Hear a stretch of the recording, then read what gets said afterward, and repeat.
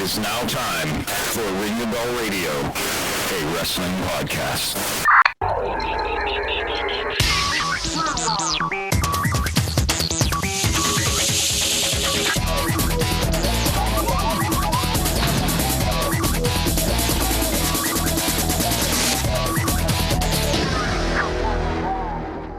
It's the most erotic thing I've ever seen.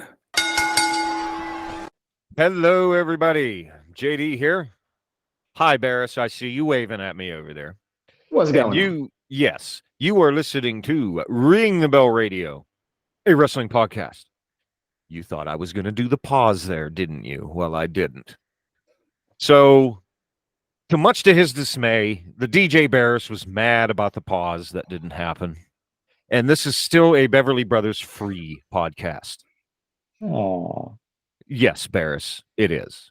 So, without further ado, I give you the DJ that's happening. He's the most hip person you'd ever want to meet.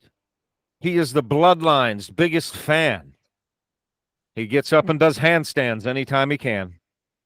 We got DJ Barris. what is up, everybody? King, JD, how it goes? It's going. It's going. So, Yeah, it's been an anything exciting new? weekend.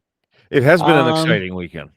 It has. I've been getting calls from TMZ and Sports Illustrated and a couple other news outlets. But we'll get to that in a minute. Yeah, Yeah, that'll go with what we're going to talk about first. So, I know he's foaming at the mouth, wanting to say hello to his audience. He that's something that he enjoys every time we get on and do this show. So he's the one. Thank God he's the only. King Logan.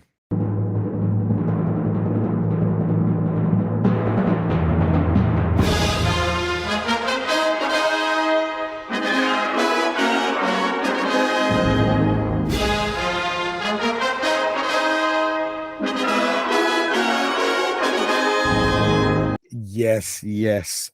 Thank you and welcome once again, my magnanimous and amazing fans, to Ring the Bell Radio,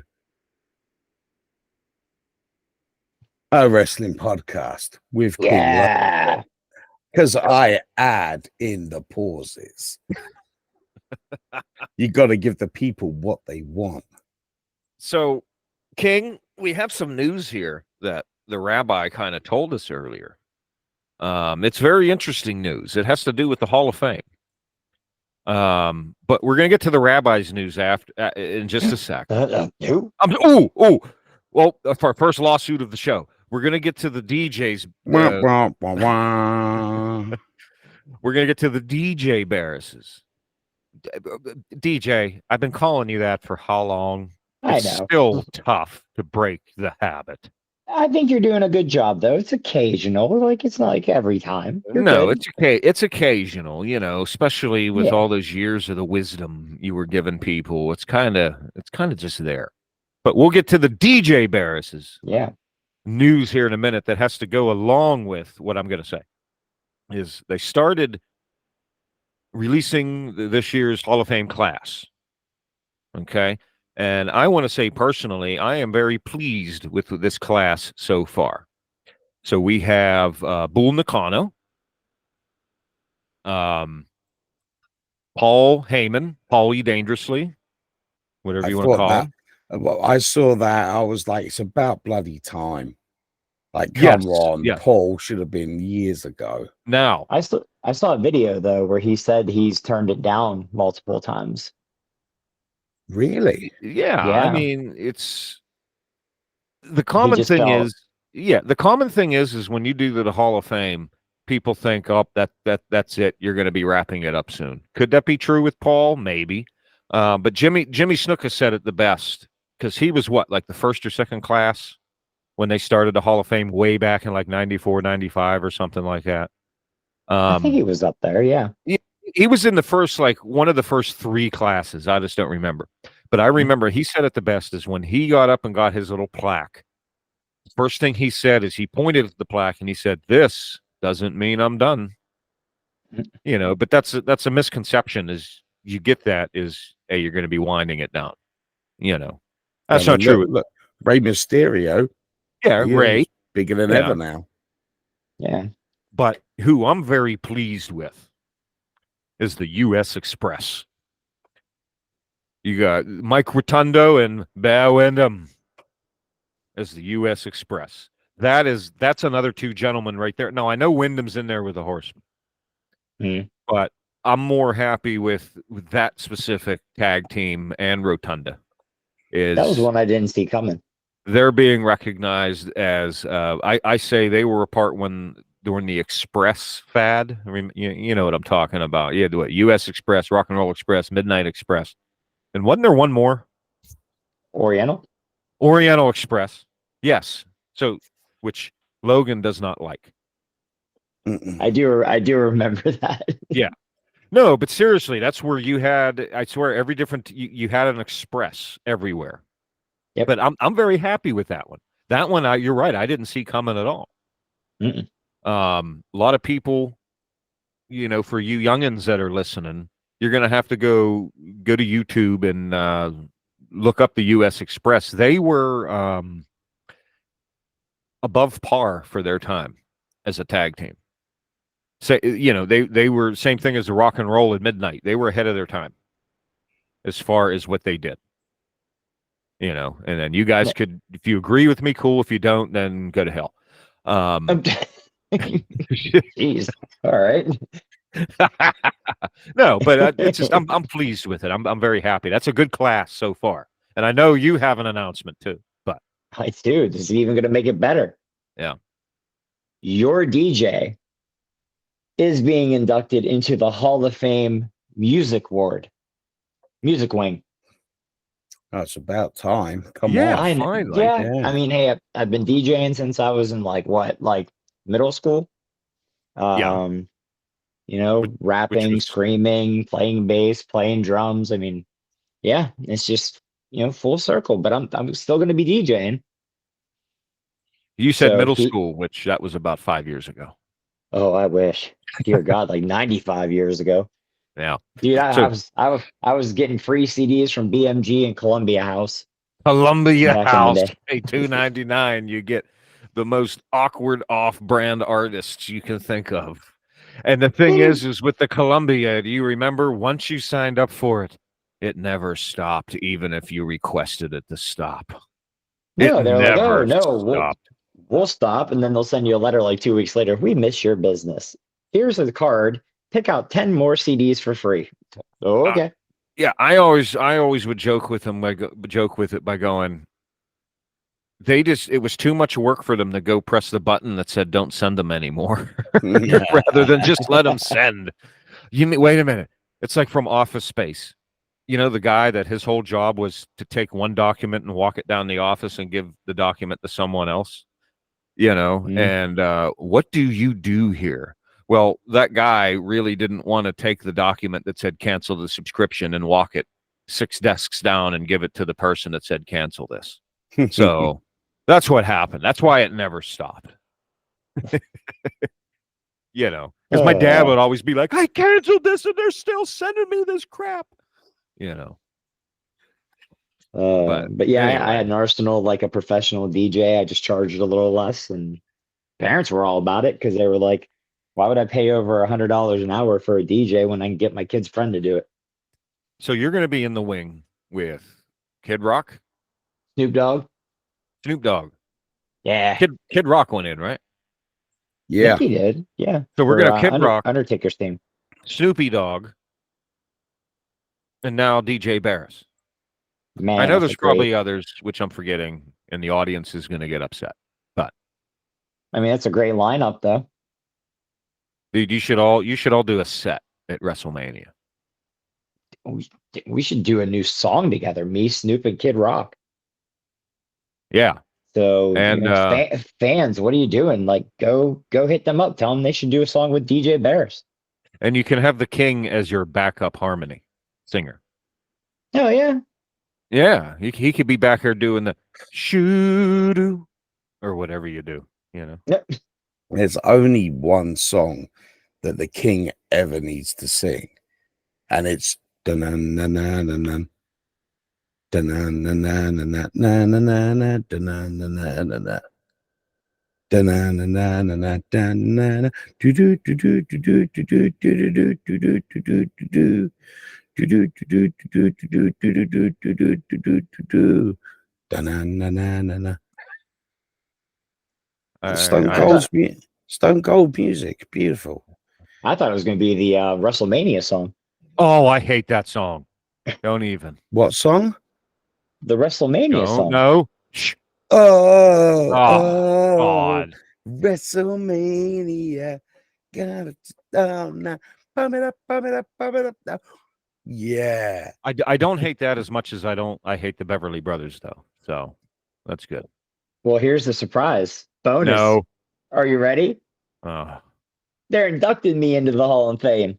I won't be there. That's right. Or no, I'll be there, but I'll get up and I'll walk away, or I'll turn my back when they're there. I'll turn my chair around when The they're chairs there. are cemented.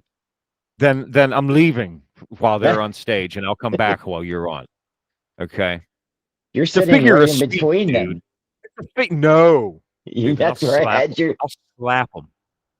I had your chair put right in the middle. Then I'll tell them. Then they're going to say, "Why'd you slap us?" And I'm going to go, "King Logan told me to slap you." They'll be like, "Oh, I'm sorry. There you go," and they'll sit down. The king loves Longshanks. What? I don't know. King Longshanks. What? I know that's a touchy subject with you.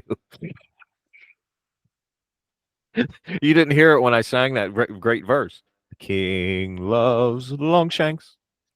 My God. Anyway. Sir, you are offensive sometimes. See, our audience loves us. You know that. I don't know about Logan, but they love us. How can you not the king? We had people coming to us up at Steel City Con that one year. Remember? Yeah. I do. Yeah. I do remember you telling me about that. Yeah. Yep. See? You know, you're just jealous. Which for that now, they are not replacing the convention center. I did see this. My wife actually told me. So I'm glad I didn't have those shirts made. Remember they were gonna change venues for the Steel City Con because Hobby Lobby was coming in. Yeah, and that kind of one, it's not happening now. Nope. Oh no. There's such an uproar about it.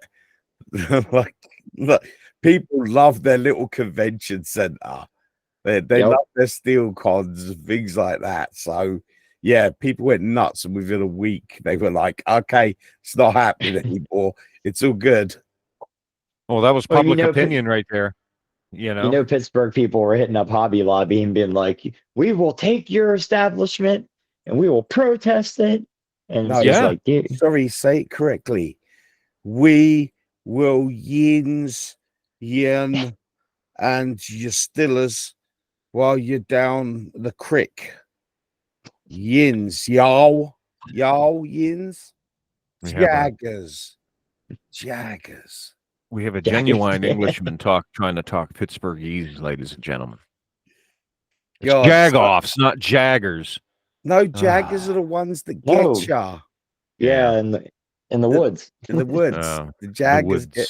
I remember, like, my mate, a good friend of mine, Chad. Okay, he was telling me one day he was playing golf somewhere. Ball went out bounds.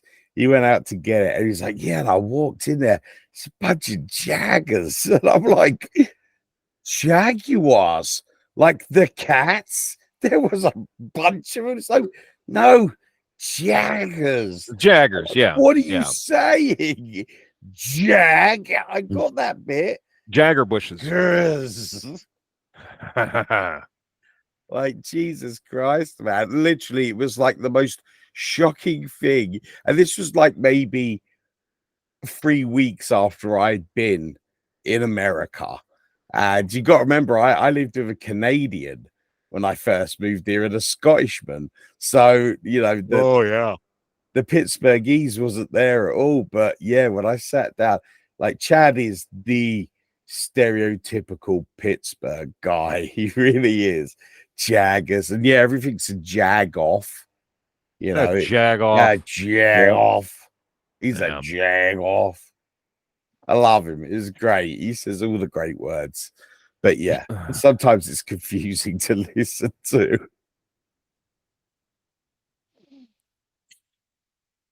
So anyway, I got something you guys got to hear. Yeah, Okay. It's a prank call. Uh-oh. What happened to my... There it is. It's a prank call that someone took clips from the American Dream, Dusty Rhodes' different promos, put them together and pranked called people. Okay. Now this might be a couple years old. I don't know. I discovered this like probably about 4 or 5 days ago. I was just going through the net and I'm like, this is fantastic. I got to play this on the program. All right. So I'm going to bring it up here. Let me do this, do that. Uh-oh. Allow audio. Okay. Now this is not it. Okay. Can you see it? Can you see the monitors on? Yes, the monitors are on. We can see it. Okay. Oh, shush. So I'm going to go over and have it start now. Stables. Yeah, I'm looking for a horseman. A horseman? A horseman goes by the name of Rick. Not here. Are you a horseman? I could be. What can I do for you? Friday night, you can see me at War Games. Bring all your horsemen, because I will have Moondog Spot, Moondog Rex, and the Monkey Brothers. Yeah, I'm looking for a horseman goes by the name of Rick Flair. Don't know him. Could I leave a message? I guess. All right, write this down. Tell him it's Big Dust, Okay. the American Dream. Okay. Tell him to meet me Friday night, Starcade. Meet you at the Stockade. Yeah, Starcade, Friday night. I don't know what you're wasting your time for. Is this Baby Doll? Baby Doll, I know that was you Jezebel! Hello, I'm looking for some horsemen. I've got plenty. How many you need? 4. 4 horsemen. Yes, sir. This is Big Dust calling on behalf of Crocker Promotions. Can't hardly understand what you're saying, but Sorry, I got a little bit of a lisp. What about Chris Benoit? Oh, he did. Sorry. no, I don't really know what you're talking about. Is this J.J. Dillon's? No. Don't lie to me, J.J.'s. You and I go way back, Jack. Well, it ain't JJ. You got the wrong person. Don't mess with the American Dream, J.J. My eyes are open as big as silver dollars, Jack. Well, you got the wrong guy. You and I, J.J., leather strap match. Dusty Rhodes is the master of the strap match. Stables. Yeah, I'm looking for a horseman. A horseman? A horseman goes by the name of Rick. Not here. Are you a horseman? I could be. What can I do for you? Friday night, you can see me at War Games. Oh. Bring all your horsemen, because I will have Moondog Spot. I didn't realize it restarted there, but how did you guys like that? That was great. That was incredible. I was howling. I had to cut my microphone off. I looked over and saw Barris just lose it. I couldn't see you over there, Kate. I was laughing my ass off. That was great. Don't lie to me, JJ. Dylan. Don't lie to me, JJ. That you, baby doll. You could have You sent me that, Jezebel. dude. You have to send me that. That is incredible. Because the great thing is I'm looking for a horseman by the name of Rick. No, there's no one there. Can you give him a message?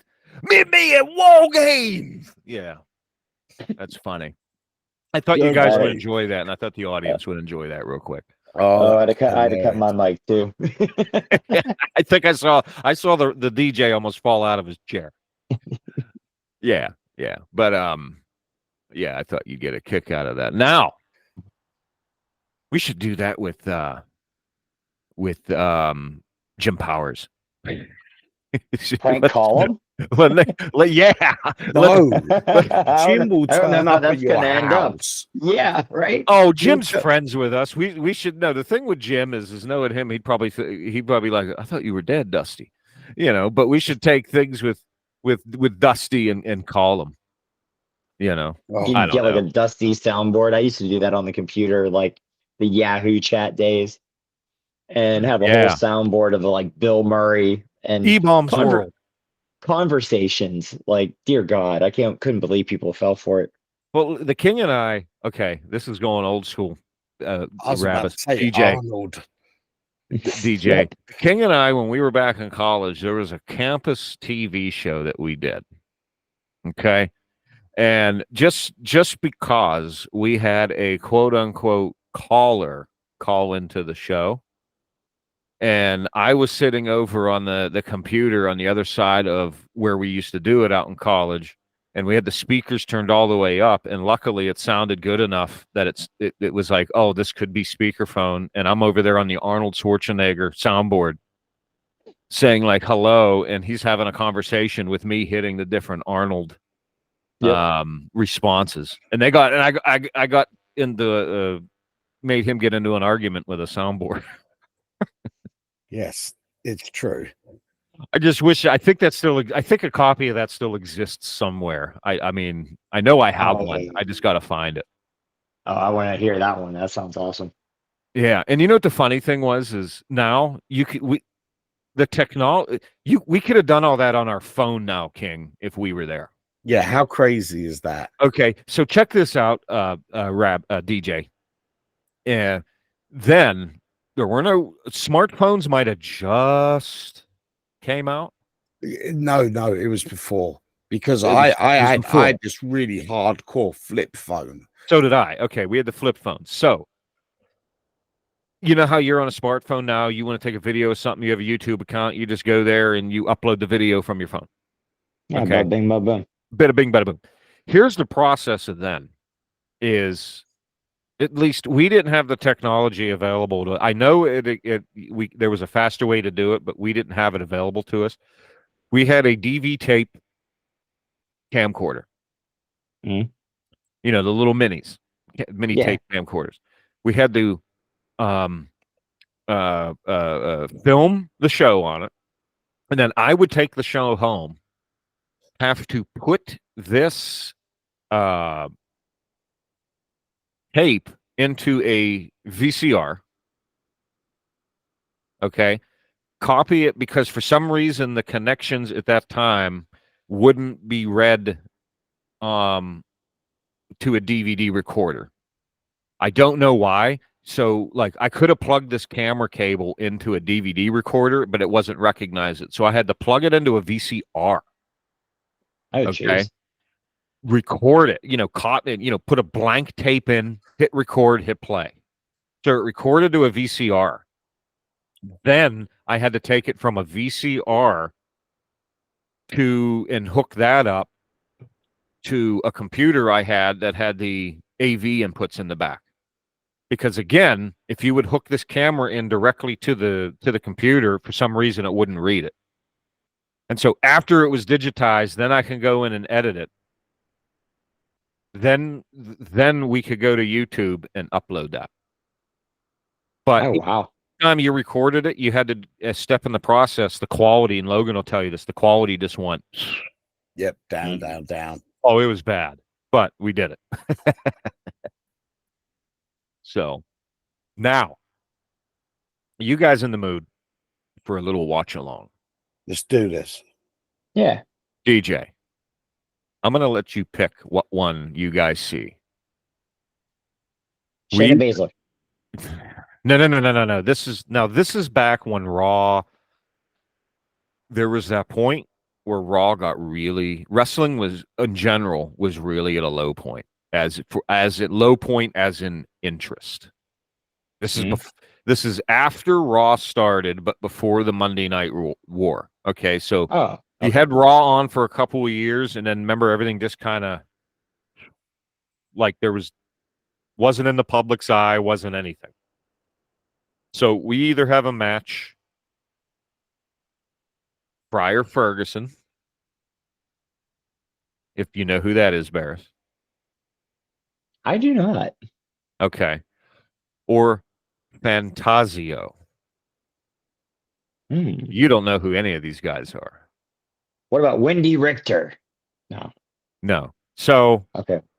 The second one, Phantasio. Phantasio. Now, this one's only a highlights of it. Okay. Okay. So, yeah. Okay. And maybe this is better. It's shorter. It's better. It's shorter. You know it's going to be interesting. Dude, it's not. This is more for now. Like I said, this isn't the caliber of when I showed you the guys the juicer. This is way below. Even though that's scarred you guys for life, the juicer. And then even though Logan said, I actually kind of like this guy now after you read up on him. I don't think that's going to happen. Yeah, he had a legacy. So this is from July 16th, 1995. Dude. And this was on Superstars. Say that date again. July 16th, 1995. July 16th. That's my birthday. It's terrible that you have to share a birthday with the debut of the Superstar. But maybe it'll be good. Yeah, okay. We'll go with that. So here we go. Let me bring it up on the monitor here.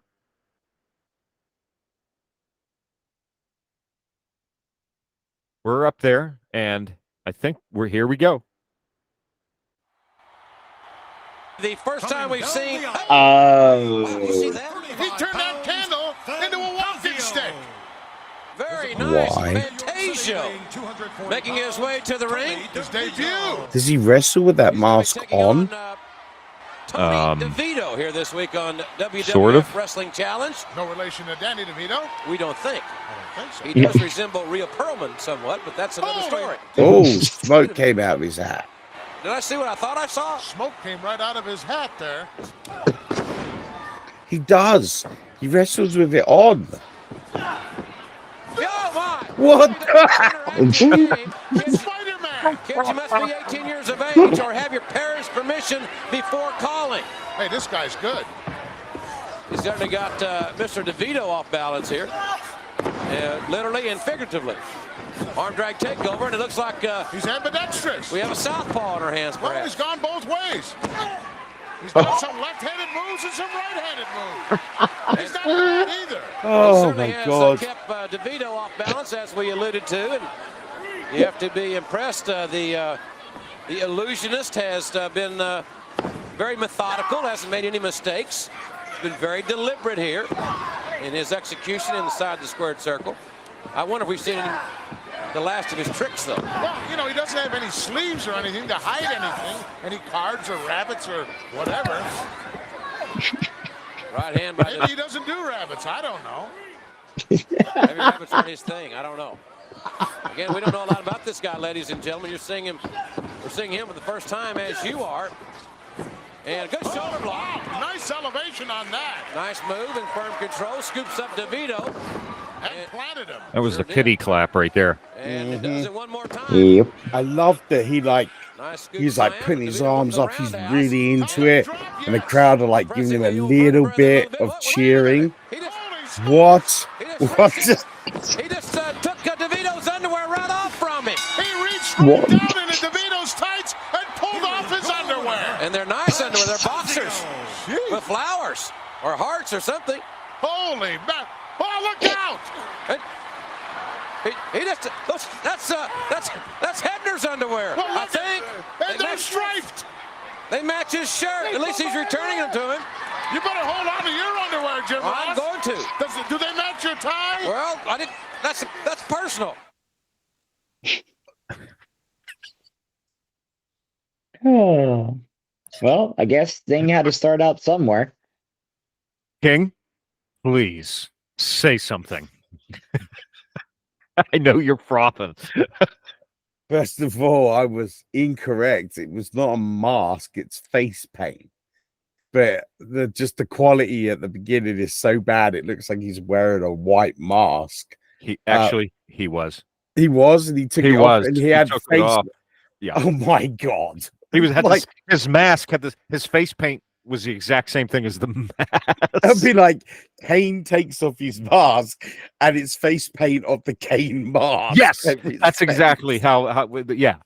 Oh my god. Oh, that was great. The reason I lost it was the streamers. Guys, I can't even explain to the folks at home what happened. He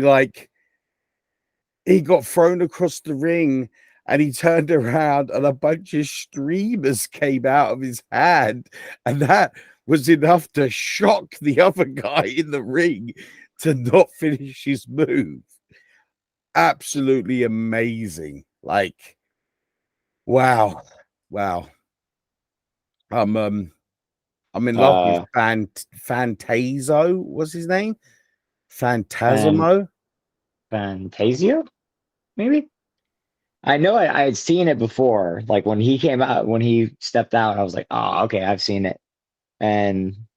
But yeah, no, I mean, and I loved that his finishing move was literally he pulled out his opponent's underwear and then rolled them into like a small package. It was, and then he did the same thing to the ref. Oh, it's too much. Just too much. It was funny. Oh man, and the fact it was on my birthday. So yeah, I mean, I'm saying that's pretty magical. Yep, Okay, I'm saying 5 stars. Yeah, I'm gonna give it 5. I'm gonna give him 6 golden coins, like Super Mario Land 2 on the Game Boy. Yeah, 6 golden coins. I thought you meant Super Mario 2 on the Nintendo. Like there was the other video game because they wanted to get something out. Oh, Doki Doki Panic. Yep. Oh, dude, like that was my favorite Mario game. Like I loved it. You know what? It was probably, I think hardest? Mario 2 was the second. I know it sounds stupid. Is the second game that I ever completed, and the first game was actually Super Mario Brothers 3. It was the first game that I seriously started playing as a gamer. When I was younger, but before then it was just my brothers had consoles and it was you just whacked buttons. But it was seriously like the second game that I like invested time in to be like, okay, how does this work? Let's figure it out instead of just jumping and doing random stuff. Let's actually work out how it works. But yeah, it was one of my fondest memories is playing Super Mario Brothers 2. So I love it. Crazy days, man. Crazy days. Man, then that Mario Now where you have to where you create the levels. Have you ever seen that? Oh, Mario Maker. Yeah, and some of those is just cruel. Yeah, I'm like sick. watching the playthrough like on YouTube, and I'm like, what? Why would you do that? Like what? That's like the equivalent of saying, you know what? For no reason, I'm just gonna cut my hand off because that sounds fun. Like you don't even have to go that far. All you have to do is find the first Ninja Turtles game. You can't beat that shit. There you go. Yeah, Goonies 2, Battletoads. You don't know how long I sat there trying to freaking beat Goonies. Game was horrible. To compete. But it's funny. I was watching it. I was actually reading this study the other day, comparing games from like the 80s and 90s compared to the games in the noughties and the 2010s to the 20s. So it's these like 4 decades going, by themselves. And it was really interesting because when video games in the 70s started to become a thing, especially for home console games in the early 80s, they were incredibly easy because they were so basic. Okay. But then once you moved into those console games at homes where they were more manufactured for kiddies, the games started to get an element of hardness until it peaks and they kind of, teeter out. And then when the new generation of naughties come in, those hard games start to basically go down to become easy again to attract more clientele for it. And it was really funny. Like the example of Halo was like, look, Halo, great game. But basically, you get shot, you can hide behind a wall and wait. If your shield falls back up and boom, there you go. Or no more final death, no more game overs. Just, where you last died. Crazy stuff. Like, even funny, it's even about with wrestling as well. The new 24K game, the new wrestling game that came out. Like, even if you, in the old days, if you played like a wrestling game like SmackDown versus Raw or any of those games, if you lost, I think it was 2 times against an opponent, that was your career mode over. It was game over. Nowadays, you just restart from the beginning match and there's no consequence to it. You just keep on playing the match until you beat them and then move on. Right. So, crazy well, stuff. They do that. They do all these different versions. You don't achieve anything anymore. You buy it. Yeah. I just spent $105 on my nephew for that WWE game, and nothing from last year's $105 video game goes towards this one or updates or anything. And It's I'm like, they're whole geniuses. new game. Whole new game. I mean, they're geniuses for doing it. I can't hate on them for making money. Good job on them. But So I had some technical difficulties here in my system. The king, I think, sabotaged my system over here. Why do you instantly think I did it? No, I'm just because you were the one I looked at when I thought of it. That's why. Oh, there you go. Yeah. So yeah. So what did I miss? I missed the tail end of what you were saying about Phantasio. He's awesome, basically. And I want you to send me how you spell his name so I can look up his career. So I'm going to give you a couple of nuggets here about about this guy, okay? And then you could look up more. Hold on. I'm going to send you this right now. Okay? Hold on. Control. Uh-oh. Are you messing with my system again? No, I'm not messing with. How can I message with your system with a bloody box over it? Well, technically, you're the computer genius. I could just hack into it. Yeah. There you go. I just put it in our little chat there. Phantasio. Okay, so Phantasio actually had, when you think of it, a pretty lengthy career. Okay, but he was only in WWE 3 times. Harry Del Rios. Yeah, Del Rios. He was in the World Wrestling Federation in 1993, 95, and 97, guys. Okay. His first run, which I think he did 1 match in 1993, was again on Monday Night Raw,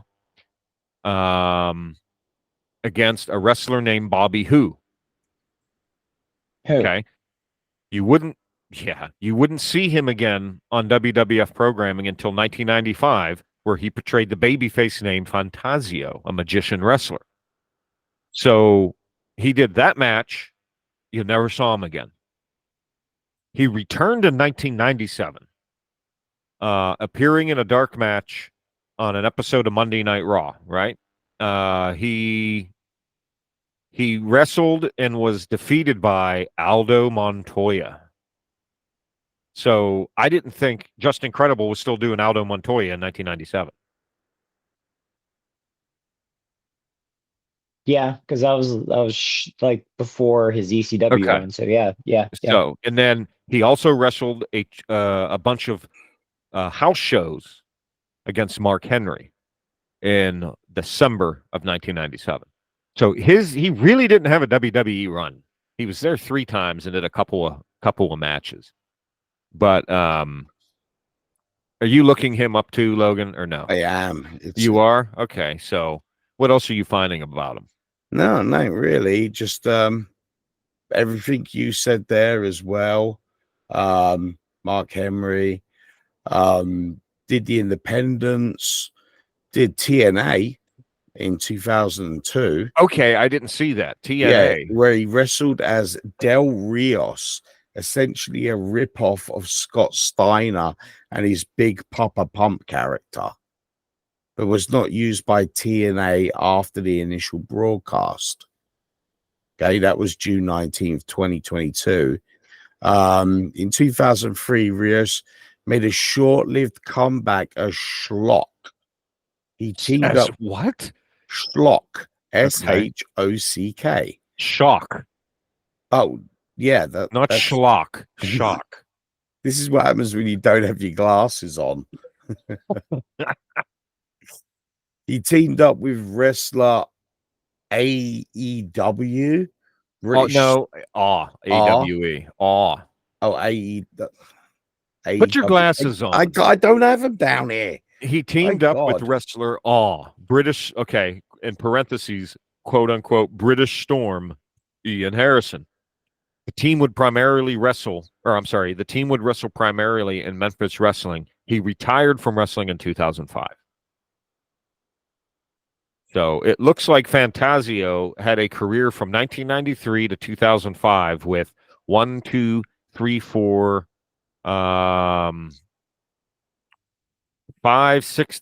to 6 different organizations, most of them being independents. I like this. Del Rios claims that the idea for the character originated as a combination of the Ultimate Warrior and the Legion of Doom gimmicks. What? He also hinted at a possible return of the Phantasio persona. What? On June 2nd, 2012, Dos Rios revived the Phantasio character at Pro Wrestling Syndicate in a winning effort against Simon Dean in Rathway, New Jersey. Okay. So, yeah, I mean, that character lasted but how long did he do it, though? It doesn't matter. He still came back over and over again. It's like 20 years.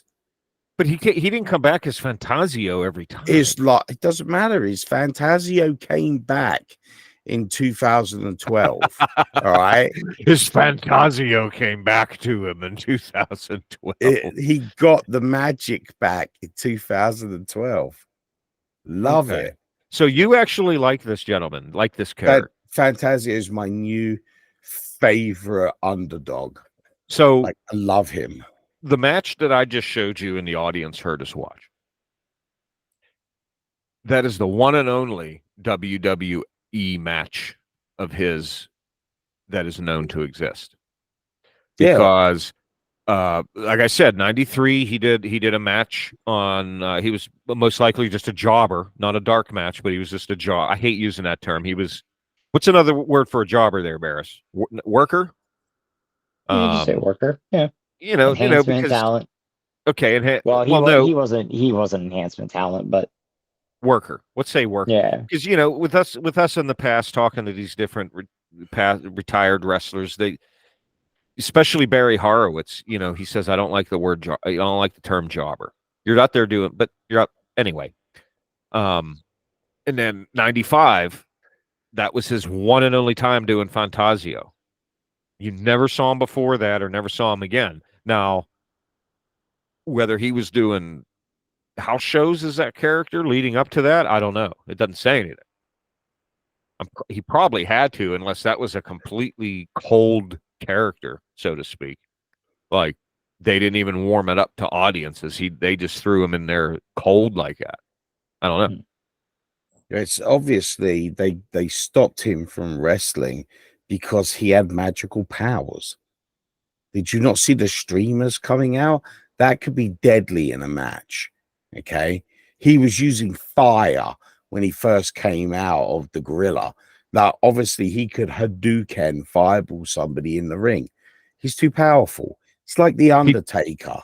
Okay? Oh, man. The Undertaker had to get rid of his magical powers. Otherwise, he wasn't able to wrestle anymore.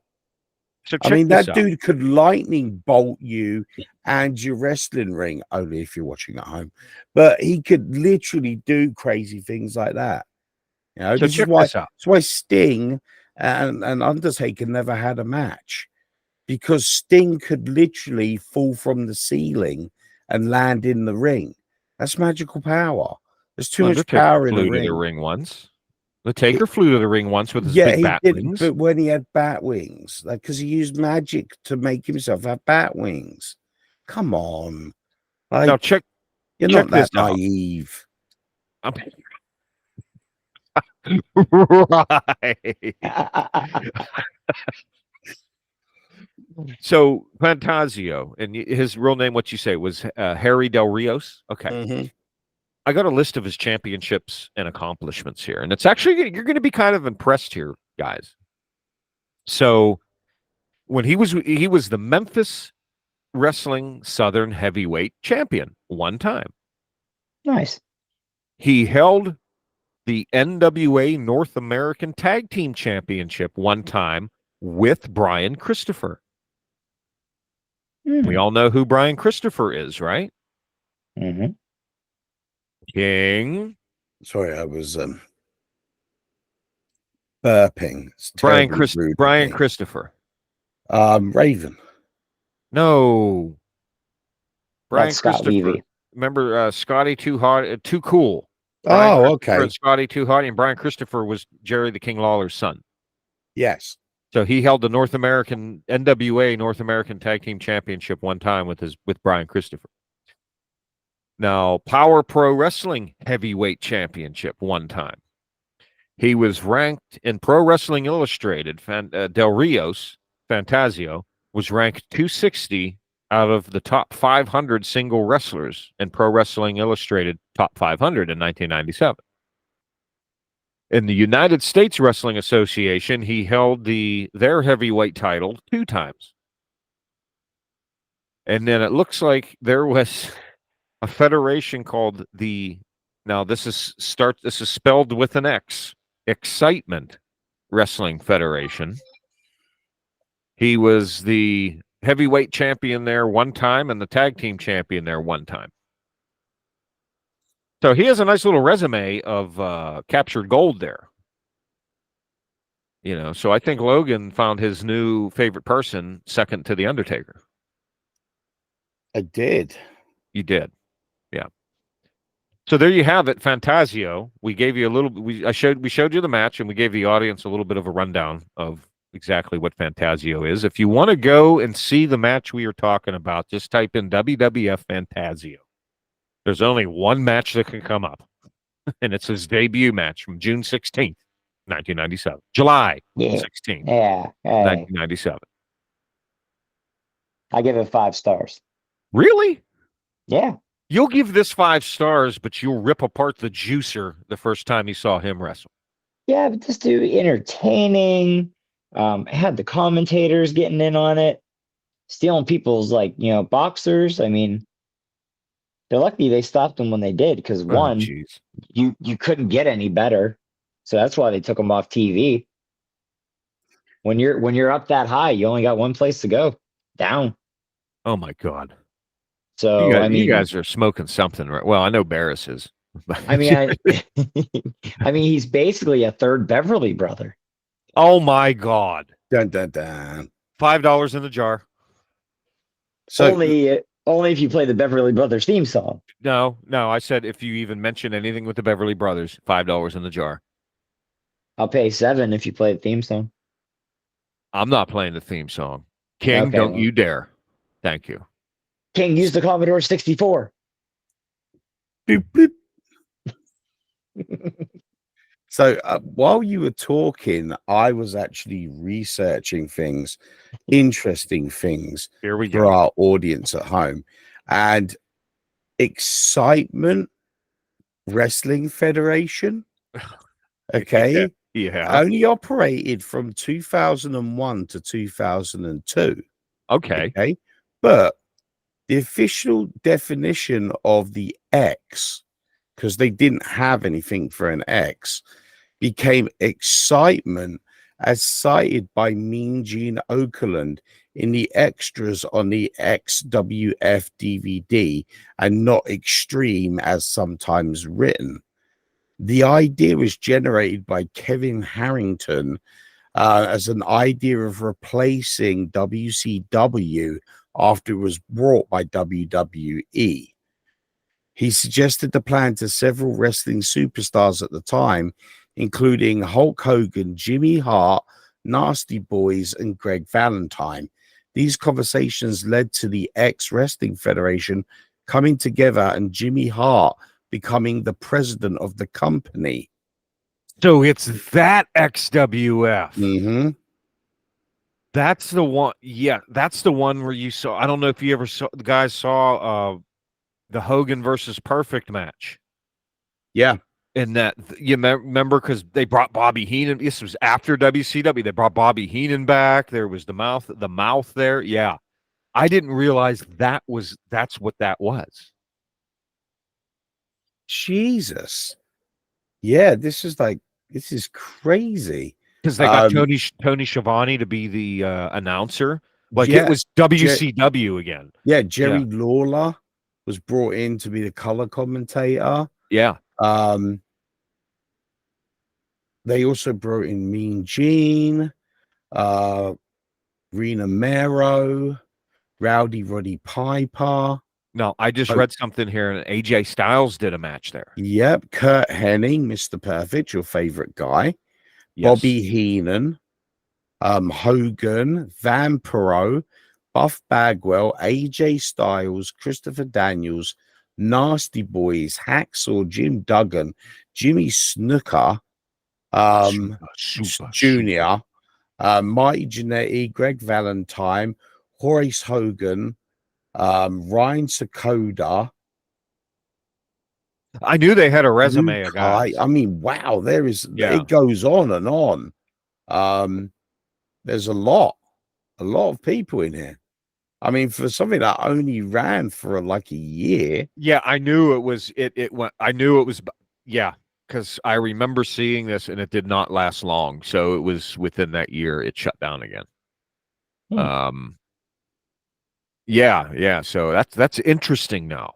That Harry Del Rios was a part of that. He was their champion for the short time that they ran. See, look at that. Phantasio helped try to get that organization off the ground. I mean, granted, it didn't last, but still.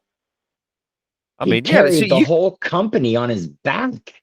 Now for for real, guys, isn't it interesting that when you find these guys, the little nuggets that you dig up about them, that lead to something else? Like we just learned something about that XWF that I didn't know that was the same league as the one that he just said, or same organization, you know. Mm-hmm. Yeah. But you said something in there, King, that I wanted to bring it up, and I know you want to get to something here possibly. When you were reading through their roster, their resume of wrestlers there, Marty Jannetty. Now, did you guys hear I know this is kind of old news now, but did you guys hear the terrible news about Marty Jannetty? No. You didn't? Okay. Oh. He is going to have one of his legs amputated. Oh God. Why? Yeah. So I had the story in front of me earlier because I was thinking about bringing it up, and then when my system crashed, I lost it. No, I saw it on hey King, can you look that up real quick? I'm looking it right up now, mate. Thank you. So I saw, I think it was on Instagram, that you know how he's over the last couple of years he was having really big problems with one of his ankles or shins or something like that, something in his leg that was requiring surgery after surgery. Well, long story short, it was on his profile, and it actually made it on the other wrestling news sites that he's going to have part of his leg amputated. Yeah. Wow. Did you find it, King? No, not yet.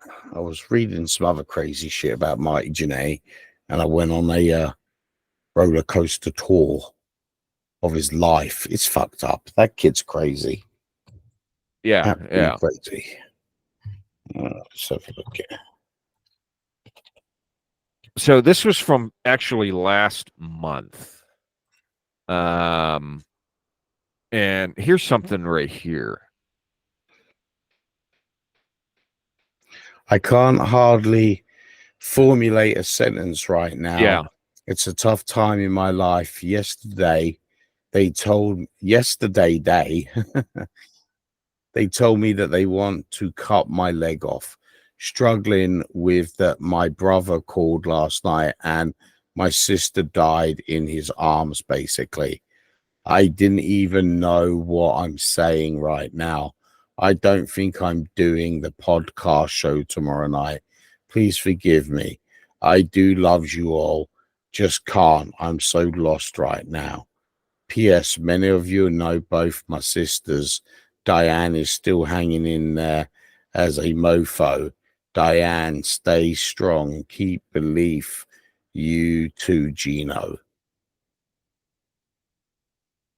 Yeah. Weird. Yeah, and I'm sorry, I misspoke. It wasn't on his Instagram, it was on his Facebook about what you just said, that the doctor said they're gonna have to amputate his leg. So he's, I haven't heard any other news since I saw that at the, last month. But that is horrible news. I can't even imagine. And plus, like Logan, what did you say? He's lived a tough life. There's a lot of random stuff about here. Yeah. Like in his personal life, and I don't really want to. No. I'm not saying I don't want to dig into that and say anything bad. It's just we know he was living as a rocker, rocking and rolling, partying, and what did they used to say? We're rocking and rolling, partying, and I can't even remember. But that they had like a tagline or something. DJ. But yeah, that's just terrible because he's what, 62 or something like that, 65, 62, somewhere in that range. Yeah, somewhere in that age, early 60s. Early 60s, which it's hard to think that Marty Jannetty's in his 60s. Yeah, age 64. 64. Okay. Yeah. Oh man, I can't believe that. But yeah, I mean that's tough when you come back and the docs tell you, "Hey man, yes, we're going to have to do this." That's pretty bad. I don't know how I would take it. Yeah, that's just yeah. That sucks. Yeah.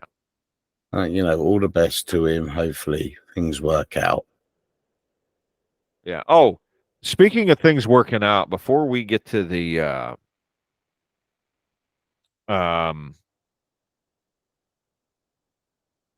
with what you want to talk about, how's your king doing over there across the pond? Well, apparently the cancer's benign, is from what I read somewhere. Still has to get it treated and taken out, obviously, but from what I understood, it was benign pretty much. Okay, cool. Well, that's good. So all right, Logs. What was the thing you wanted to bring up quickly here? And did we talk a couple of weeks ago about the difference in kayfabe today? Yeah. Yeah, we did. Okay.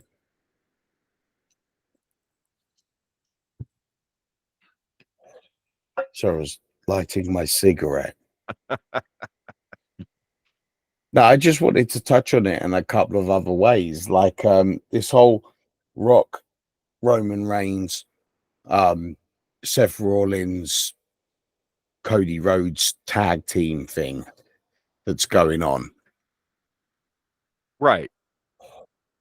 So Rockers for the last couple of weeks basically said, look, I'm on the board of directors of TKO. I'm basically your boss. I can make things happen, which I think is quite funny because, yeah, he is on the board of directors, but it's like he's becoming the new Vince McMahon character. Uh-huh.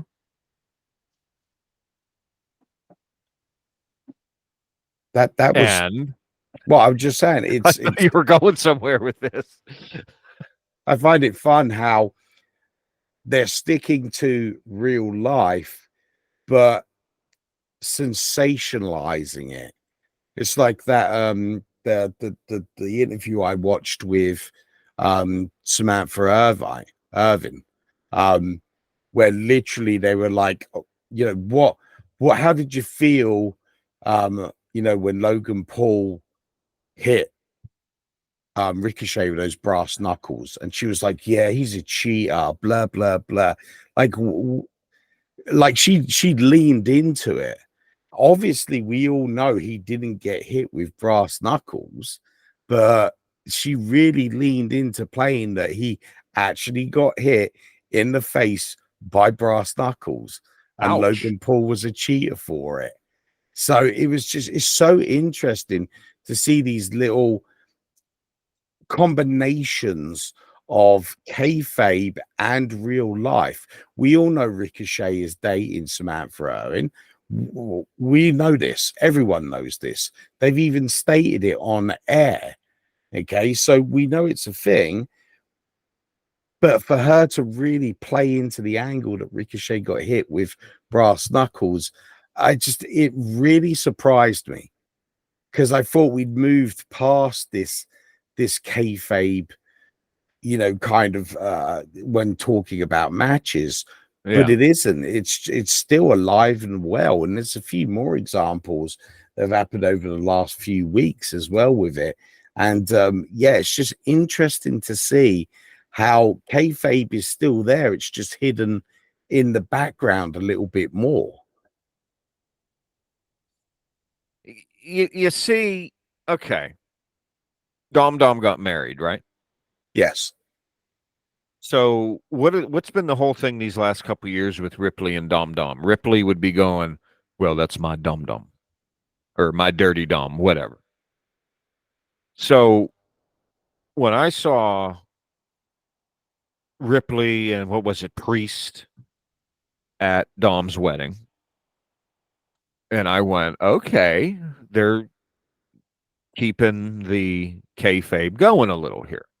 Not that they wouldn't have been invited anyway, but they're keeping the kayfabe a little going a little here. But what I'm thinking is okay, now you really can't go, that's my Dom anymore. They publicized, hey, Mysterio just got married. So are people going to buy Ripley going, that's my Dom anymore? You know what? For the character of Rhea Ripley, she could actually play it off as perfect kayfabe, because she all the time puts on Instagram and TikTok and all these things that the different WWE women are her girlfriend of the week, basically.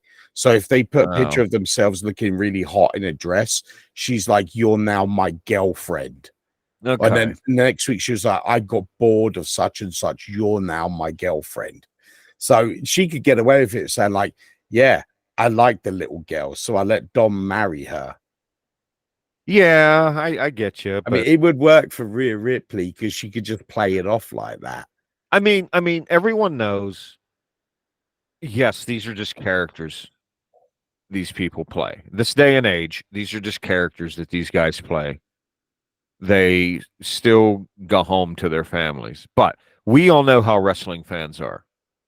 I'm not going to sit there, and what you were saying might work, but what I'm just reiterating when I said is I'm not going to sit there and buy now that those two are a thing when I just saw he got married. That's just me. But you're right, though. They could try to play it off and do something to where it might still work. Yeah, I mean, but there's been pictures of her and Buddy Murphy on vacations and stuff. Yeah, but Buddy Murphy doesn't exist. Yeah, that's because the thing. AEW, they can't mention him, so he doesn't exist. So that they can't do anything to control that portion.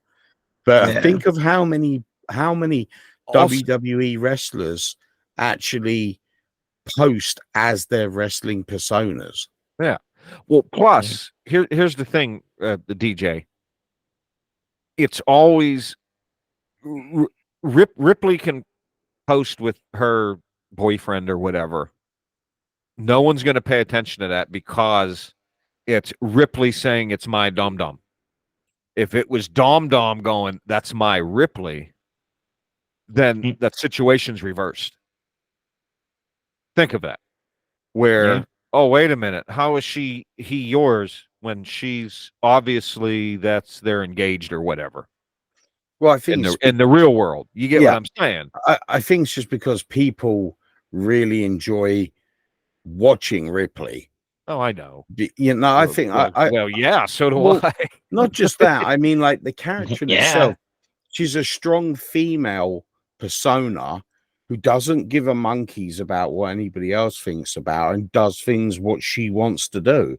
End the story. So it's cool to cheer for someone like that. You know, I think it is anyway. But yeah, she, you know, I'll still go along with the gimmick, even though I know Dom got married. I'm not saying that I wouldn't still go it, but I was just making a point to where that's how different kayfabe is now. Yeah, what you were starting with, like it's a hybridization. It's hybrid now. 25, 30 years ago, if Facebook existed, there is no way that would have even made newsprint. Mm-hmm. Okay, because Rhea and Dom are a thing online. No, this can't be in the papers. This can't be in a magazine that Dom married so and so, because that's going to ruin the Ripley and my Dom thing. You know, that would have been you would have been fired over that. Mm-hmm. Now it changed. It's different. It goes with your kayfabe is different. Yeah, it's so interesting how the companies found a way to really make it work, you know, in the 21st century. Yeah.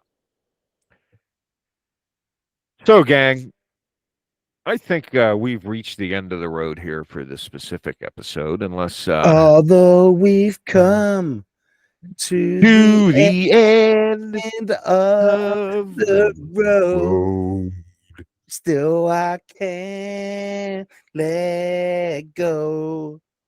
It's so natural. You belong to me. I belong to you. Boom, boom, boom, boom. Ladies and gentlemen, we're taking requests at any time now.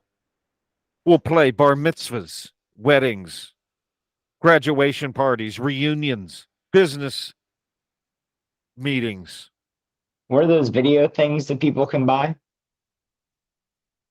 Like the Videogram or we should do that. Wow, going old school there. Yeah. Okay.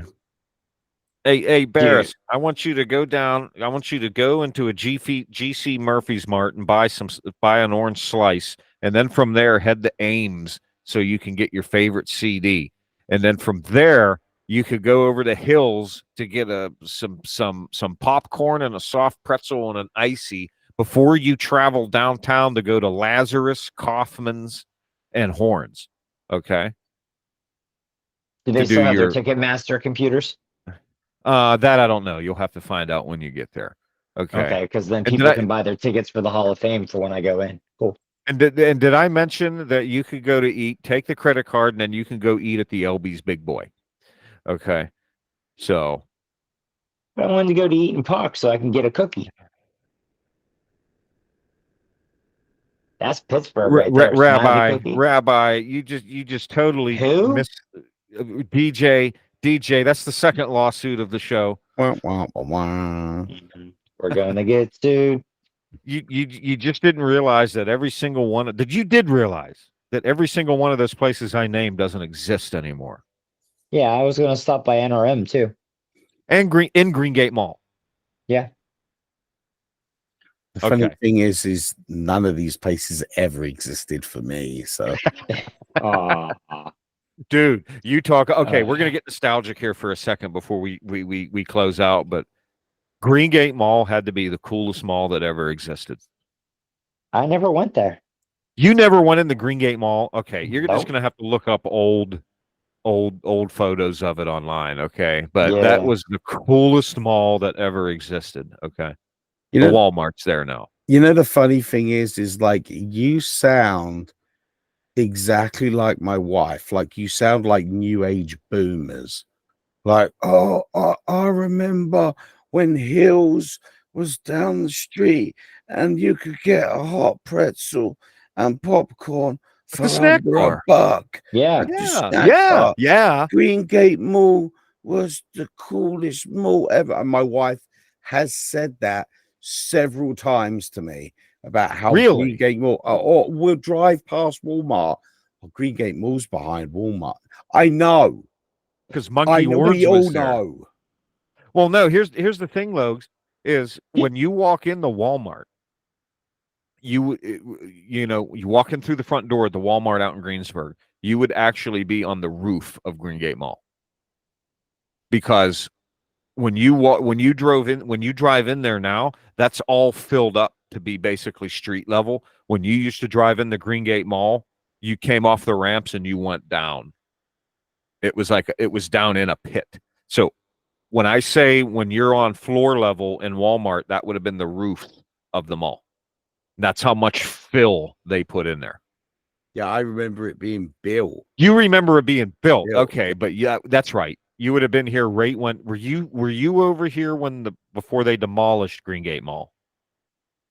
No, they'd already demolished it. They already demolished it. Okay. Yeah, they already demolished it because I literally got here, and about a year later, Walmart moved like 500 feet down the road. Yeah, because they used to. But if you go, here's the interesting thing: is I still don't know if they do this, but when that Walmart first opened, there was a number of years where if you would walk through that Walmart and you would just see in the most oddest place, there would be a Christmas tree during the holidays. It could be in the middle of the men's clothing section, like in the most off place, like in the way place to be, right? Because that marked where the huge, like, what was it, 40-foot Christmas tree used to be in Green Gate Mall. Wow. Yeah, I still don't know if they do that, but this Christmas tree was huge that they put in Green Gate Mall, and then Walmart would do that, going, this was the spot of the Green Gate Mall Christmas tree.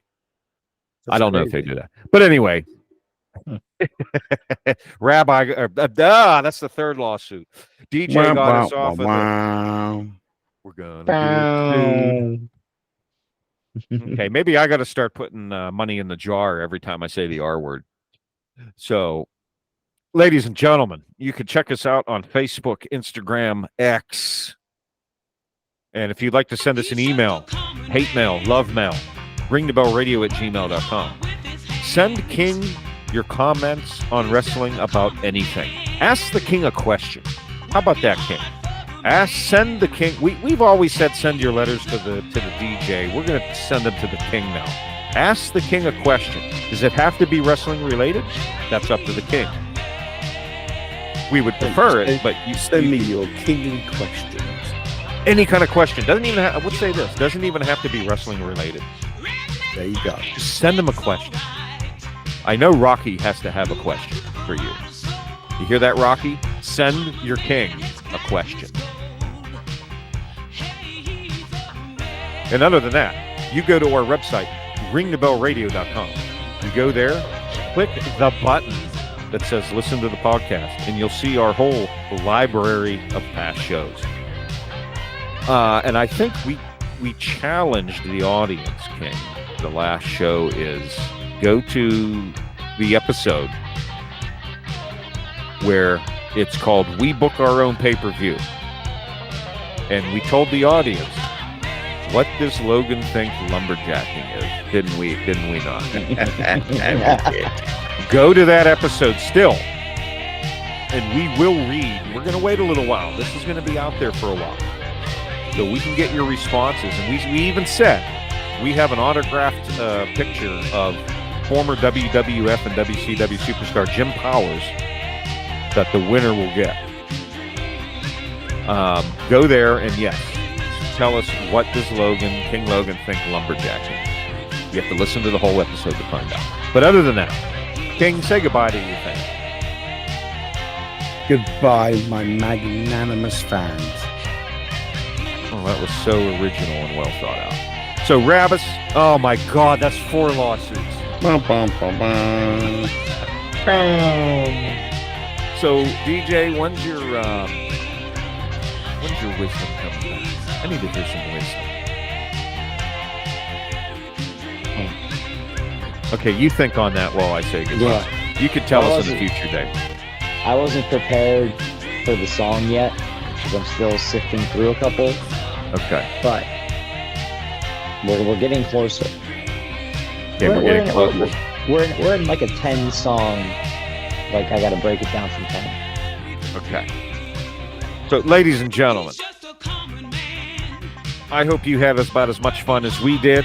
Go check out Phantasio, King Logan's new favorite wrestler behind the Undertaker. If you find another match with Henry Del Rios, Phantasio, send it to us. Logan will enjoy to see it. So, other than that, we got the DJ Barris over there, our king of wishful thinking, King Logan. I'm JD. We'll see you next time. Beverly Brothers forever. Though we have come to the end of the show, still I can't let go. I will talk to you. You will listen to me. And that's all you need.